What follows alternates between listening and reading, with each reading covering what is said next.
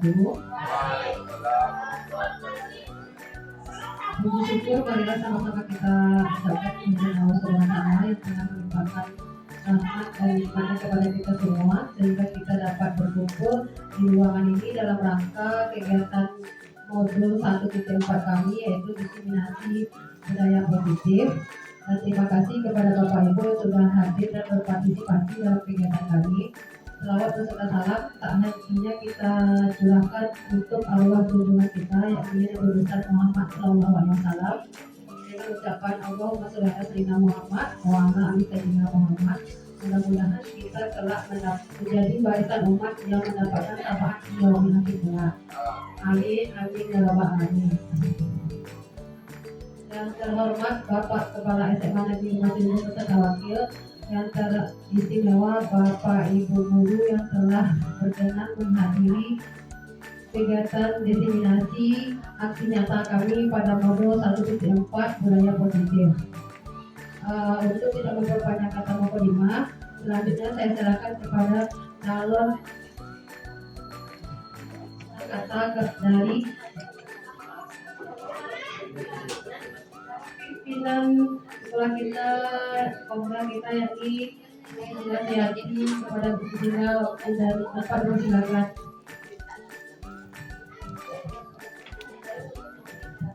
Baik, bismillahirrahmanirrahim. Assalamualaikum warahmatullahi wabarakatuh. Yang bersama kita hormati Bapak Kepala Sekolah SMA Negeri Mas Junjung, Bapak Ibu Wakil, serta Bapak-bapak dan Ibu semua yang sudah berkenan hadir dalam acara diseminasi calon guru penggerak aksi nyata tugas 1.4 oleh Bapak A.M. Linanda dan Ibu Melda Srilela. Baik, di sini saya mewakili kepala sekolah sebagai komite pembelajaran. Tentunya sekolah sangat mendukung kegiatan program guru penggerukan dan perubahan yang positif kepada sekolah kita. Kemudian selawat beserta salam tidak lupa kita kirimkan kepada junjungan kita, yakni Nabi besar Muhammad SAW, yang telah memberikan semua hidayah penerangan kepada kita semua sehingga kita sudah berada pada zaman seperti saat sekarang ini. Terima kasih yang mungkin saya ucapkan, dan ucapan terima kasih kepada Bapak Ibu, dan dengan adanya ini merupakan kebanggaan juga bagi sekolah kita. Dengan adanya bertambah guru penggerak di sekolah kita, tentunya diharapkan dapat memberikan masukan dan penerangan bagi sekolah kita ke depannya. Kami sangat memberikan apresiasi kepada Bapak dan Ibu M. Diharapkan untuk ke depannya kegiatan guru penggerak ini berjalan dengan lancar. Mungkin sekian, terima kasih. Assalamualaikum warahmatullahi wabarakatuh.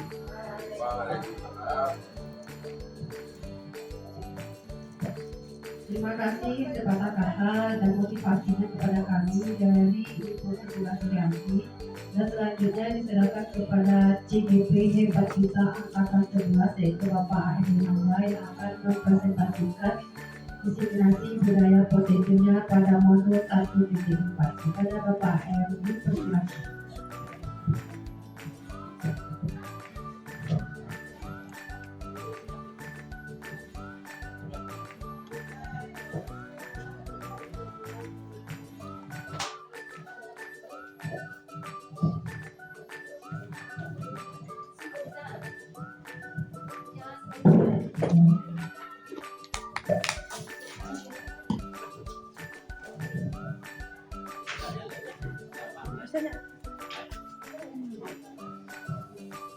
Bismillahirrahmanirrahim. Assalamualaikum warahmatullahi wabarakatuh. Waalaikumsalam warahmatullahi wabarakatuh.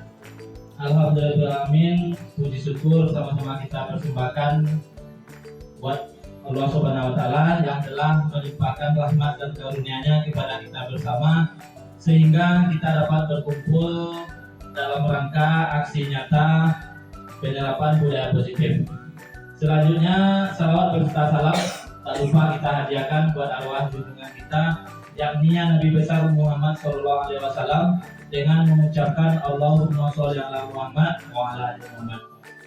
Yang sama-sama kita hormati Bapak Kepala Sekolah SMA Negeri Mas Junjung, yang sama-sama kita hormati Bapak Ibu Wakil, dan seterusnya kepada Bapak Ibu Majelis Guru SMA Negeri Mas Junjung.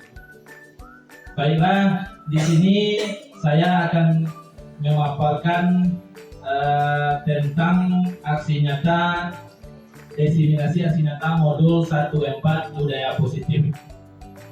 Sebelum kita masuk ke dalam pemaparan materi, saya ingin bertanya dulu kepada Bapak Ibu.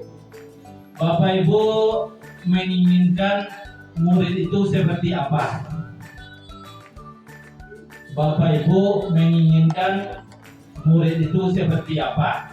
Siapa yang bisa memberikan jawaban? Menjawab pertanyaan dari Pak yang tadi, kita sebagai guru di sini memimpikan murid yang seperti apa? Jawabannya adalah kita tentu sebagai guru sangat menginginkan murid-murid berpartisipasi aktif dalam kegiatan pembelajaran, berinteraktif dan juga semangat, serta mereka juga tertarik dengan materi yang kita sampaikan sehingga pada akhirnya tujuan pembelajaran tersebut tercapai. Sekian jawaban dari saya. Terima kasih. Terima kasih kepada Bu Dani. Apakah ada yang lain dari ibu-ibu hebat SMA Negeri Mas Junjung? Nah, silakan Ibu Rika. Assalamualaikum warahmatullahi wabarakatuh. Di samping apa yang diharapkan Bu Nani tadi, saya sebagai guru juga berharap siswa itu bisa berakhlak, sopan terhadap guru, patuh terhadap aturan yang ada di sekolah kita. Barangkali, terima kasih. Assalamualaikum warahmatullahi wabarakatuh. Terima kasih kita ucapkan kepada Bu Rika. Dari pertanyaan tadi, kita semua menginginkan murid itu kemudian berakhlak mulia. Berakhlak mulia inilah sebenarnya tujuan dari pendidikan kita. Sekarang kita masuk ke poin-poin. Di sini yang pertama tentang disiplin positif. Disiplin positif adalah menanamkan motivasi pada murid kita, yaitu untuk menjadi orang yang mereka inginkan dan menghargai diri. Inti dari budaya positif adalah menanamkan motivasi intrinsik atau motivasi dari dalam diri murid untuk mematuhi aturan tanpa terpengaruh dengan adanya hukuman dan hadiah. Nilai-nilai kebajikan universal. Nilai-nilai kebajikan adalah sifat-sifat positif manusia yang merupakan tujuan mulia yang ingin dicapai setiap individu. Nilai-nilai tersebut bersifat universal dan lintas bahasa, suku bangsa, agama maupun latar belakang. Setiap perilaku atau perbuatan instruksinya akan terbangun, sehingga menggerakkan motivasi dari dalam untuk dapat mencapai tujuan mulia yang diinginkan. Ini Bosen 1998. Nilai-nilai kebajikan yang ingin dicapai oleh setiap anak Indonesia kita kenal dengan profil pelajar Pancasila. Beriman, bertakwa kepada Tuhan Yang Maha Esa, dan berakhlak mulia.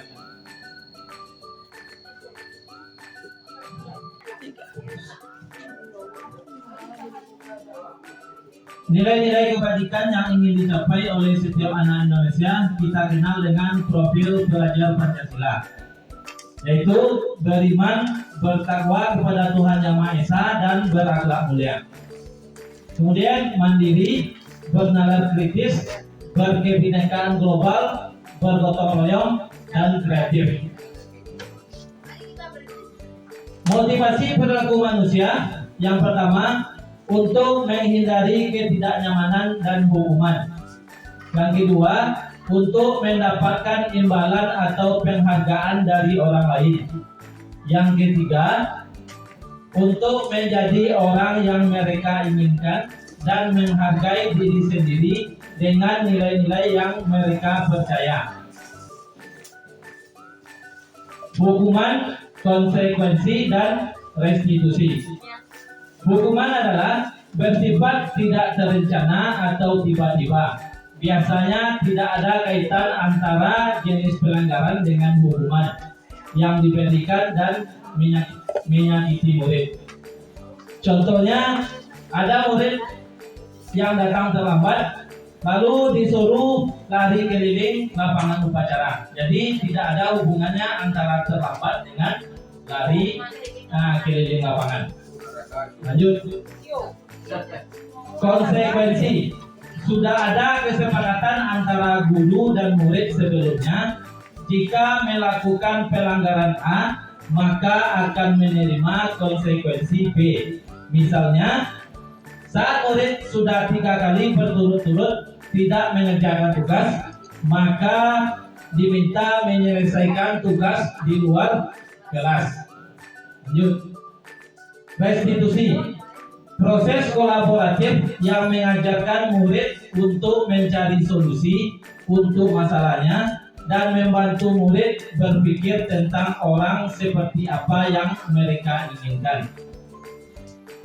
Ciri-ciri restitusi. Yang pertama, restitusi itu bukan untuk menembus kesalahan, tetapi untuk belajar dari kesalahan. Yang kedua, restitusi itu memperbaiki hubungan. Yang ketiga, restitusi adalah sebuah tawaran, bukan paksaan.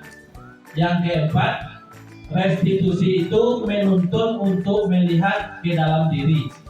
Yang kelima, restitusi mencari kebutuhan dasar yang mendasari tindakan.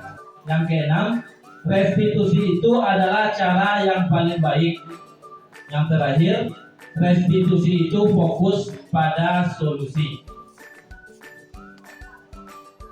Kemudian keyakinan kelas. Mengapa tidak peraturan saja? Mengapa harus keyakinan kelas? Untuk mendukung motivasi intrinsik, kembali ke nilai-nilai atau keyakinan lebih menggerakkan seseorang dibandingkan mengikuti serangkaian peraturan-peraturan. Contoh peraturan dan keyakinan kelas. Peraturan selalu kembalikan buku ke tempatnya. Keyakinan kelas, tanggung jawab. Kemudian dilarang mengganggu orang lain. Keyakinan kelas, menghormati orang lain. Hadir di sekolah 15 menit sebelum pembelajaran dimulai. Menghormati orang lain, berkomitmen. Kemudian peraturan dilarang melakukan kekerasan. Keyakinan kelas, keselamatan, menghormati orang lain. Kemudian dilarang menggunakan narkoba. Keyakinan kelas, kesehatan. Kemudian bergantian atau menunggu giliran. Keyakinan kelas, menghormati orang lain atau bersabar. Kemudian peraturan gunakan masker. Keyakinan kelas, kesehatan, dan keselamatan. Peraturan jangan berlari di kelas atau koridor. Keselamatan dan keamanan.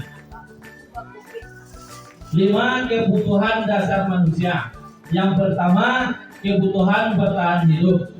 Yang kedua, kebutuhan kasih sayang dan rasa diterima.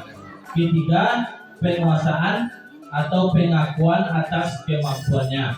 Yang keempat, kebebasan. Yang kelima, kesenangan.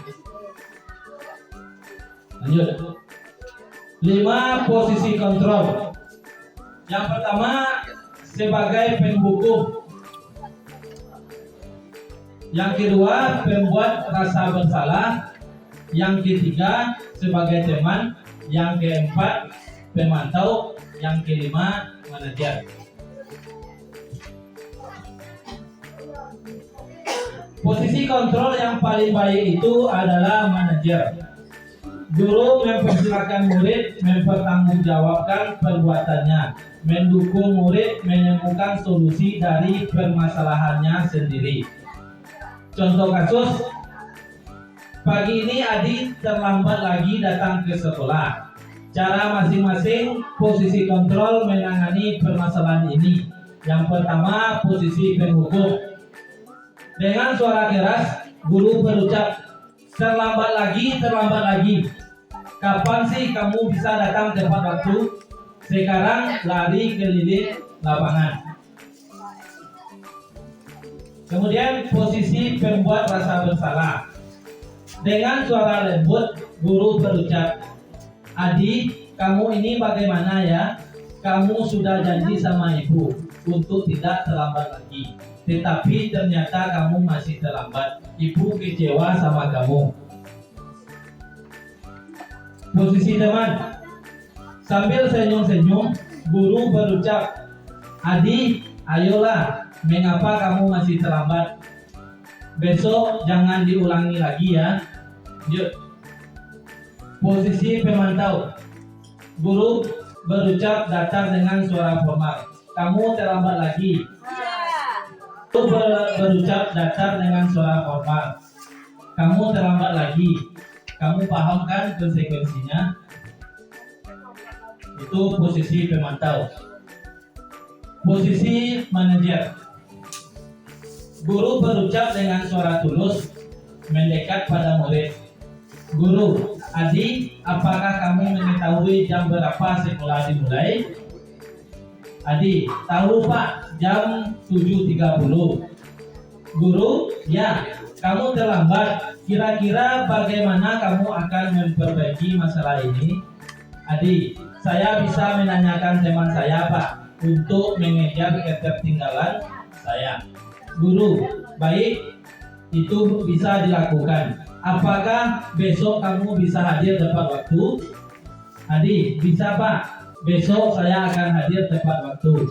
Guru, baik, Bapak hargai usahamu memperbaiki diri. Dari kelima posisi kontrol tadi, posisi kontrol yang paling baik adalah posisi kontrol sebagai manajer. Jadi kalau seandainya selama ini kita masih melakukan posisi kontrol sebagai penghukum, kita sama-sama memperbaiki diri untuk menjadi manajer. Lanjut, segitiga restitusi merupakan proses untuk menciptakan kondisi bagi murid untuk memperbaiki kesalahan mereka, sehingga mereka bisa kembali pada keyakinan jelas dan menumbuhkan budaya positif dalam diri.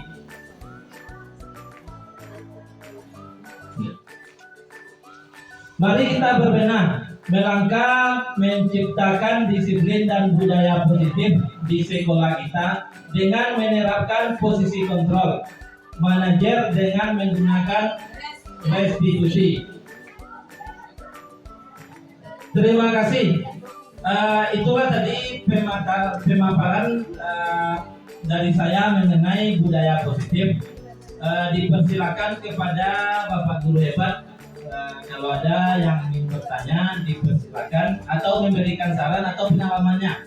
Di sini kan ada guru-guru yang telah menjadi guru bergerak. Silakan. Dia tidak bergerak. Assalamualaikum warahmatullahi wabarakatuh. Selamat pagi menjelang siang Bapak Ibu guru hebat semuanya. Di sini kita mengapresiasi sekali TGP Angkatan 11 ini tentang diseminasi yang sudah dilakukan, luar biasa sekali ya, sehingga mudah-mudahan membuat kita semuanya semakin paham dan mengerti seperti apa menerapkan budaya positif di sekolah. Jadi terutama saat kita berhadapan dengan siswa atau dengan peserta didik kita di sekolah ini, di sini mungkin ada satu hal yang mengganjal bagi kita, itu bisa kita pecahkan bersama. Ya, bisakah kira-kira dengan sistem poin yang ada di sekolah kita ini kita masih menerapkan posisi manajer? Ya, gimana kira-kira di Pak R? Demikian yang dapat saya sampaikan. Mohon maaf. Assalamualaikum warahmatullahi wabarakatuh. Waalaikumsalam warahmatullahi wabarakatuh.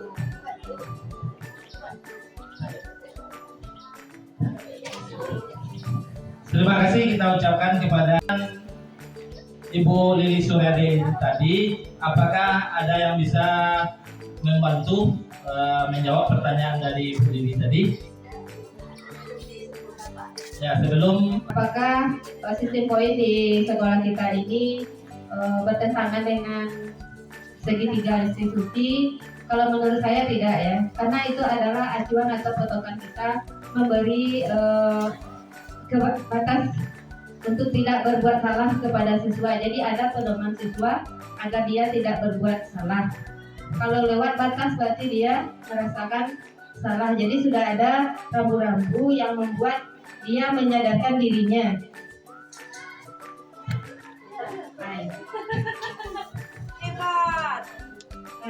Nah, mungkin itu sedikit tambahan ya. Jadi assalamualaikum warahmatullahi wabarakatuh. ada lagi? Nah, silakan Bunda. Baik, terima kasih atas waktunya. Menurut saya Pak M, saya hanya pengamat ya, pengamat guru penggerak di sekolah kita ini.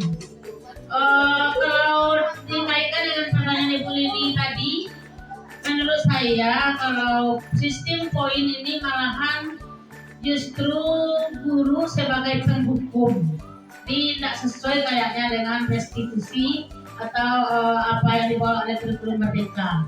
Hanya saja saya bertanya lagi di sini, apakah memang tidak boleh guru itu sebagai penghukum, sebagai pemantau? Apakah harus titik di sana harus manajerial? Apakah seperti itu? Sebab menurut saya di segi ini bisa lah guru itu sebagai penghukum, di sini posisinya sebagai pemantau, di sini posisinya sebagai manajerial. Menurut saya sah-sah saja itu semua karena demi perbaikan. Sebab siswa itu ada ekstrim kiri, kita membawanya kepada yang lebih baik. Ada yang sudah baik menjadi lebih baik lagi. Ini baru manajerial.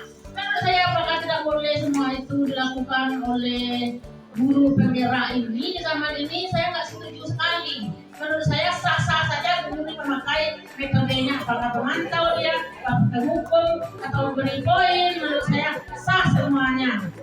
Yang sebaik-baiknya memang sih sebagai manajerial. Tapi kalau nggak bisa merubah siswa itu cara yang dari yang jelek langsung lebih baik, ya pakai aja lah sistem penghukum itu. Itu menurut saya sih. Terima kasih. Assalamualaikum warahmatullahi wabarakatuh. Terima kasih Bunda atas masukannya. Ada lagi?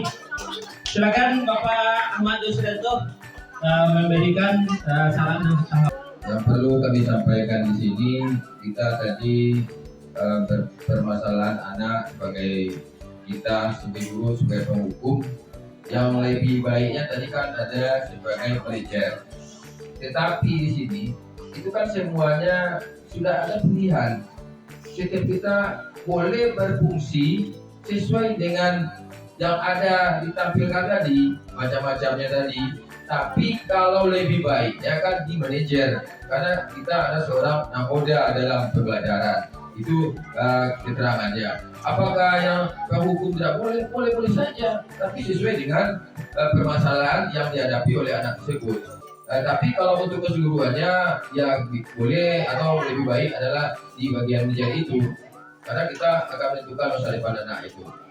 Ya, itu pernyataan atau tambahan dari kami. Terima kasih. Assalamualaikum warahmatullahi wabarakatuh.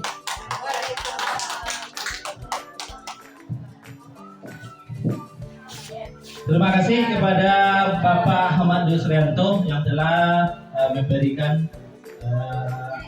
tanggapannya.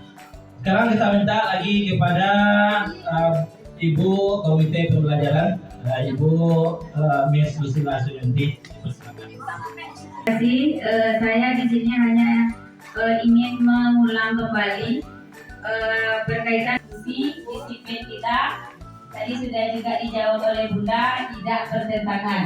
Kemudian dari Bunda juga sudah menyatakan bahwa apakah sah-sah saja atau boleh kita sebagai seorang guru bertindak berbagai macam dari 5 posisi kontrol tadi. Jawabannya boleh-boleh saja. Ada kalanya kita juga kemungkinan akan bertindak sebagai penghukum. Kadang-kala mungkin kita akan bertindak sebagai manajer. Selamanya seperti yang disampaikan oleh Pak Ahmad Dusrianto tadi, tergantung masalah yang kita hadapi. Tidak akan mungkin kita langsung atau mungkin selalu dengan sebagai manajer lemah lembut kepada anak, sementara dia sudah melakukan kesalahan tersebut berulang-ulang kali. Tidak ada salahnya kalau kita kembali berfungsi sebagai penghukum. Mungkin kadang-kala kita akan berfungsi sebagai teman misalnya.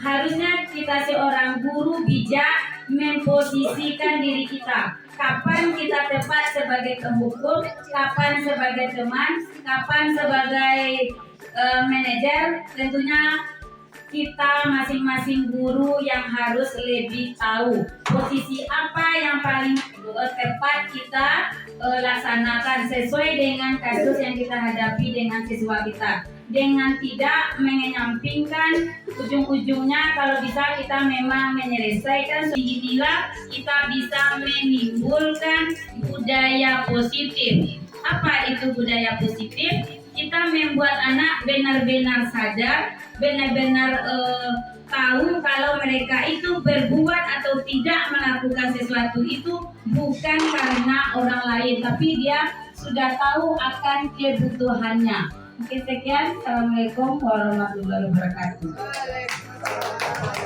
Dari semua tanggapan maupun saran dari Bapak Ibu tadi, yang harus kita ingat, kalau kita sebagai penghukum, itu posisi kontrol kita sebagai penghukum, kita kalau ada anak yang melakukan kesalahan, kita tidak mau tahu apakah dia datang terlambat karena telat bangun atau karena yang lain. Padahal kalau seandainya kita memposisikan diri kita sebagai manajer, bisa saja anak itu terlambat karena sebelum datang ke sekolah ia membantu orang tuanya, atau ban Hondanya bocor, atau ia tidak memiliki uang untuk membeli minyak motornya untuk pergi ke sekolah.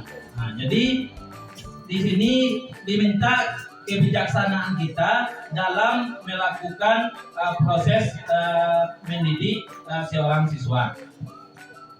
Jadi yang harus kita ingat, kita selalu berusaha untuk menjadi fungsi kontrol kita menjadi manajer. Nah, jadi yang terbaik yang harus kita lakukan terlebih dahulu. Mungkin itu yang dapat saya sampaikan. Terlebih dan kurang mohon maaf. Assalamualaikum warahmatullahi wabarakatuh.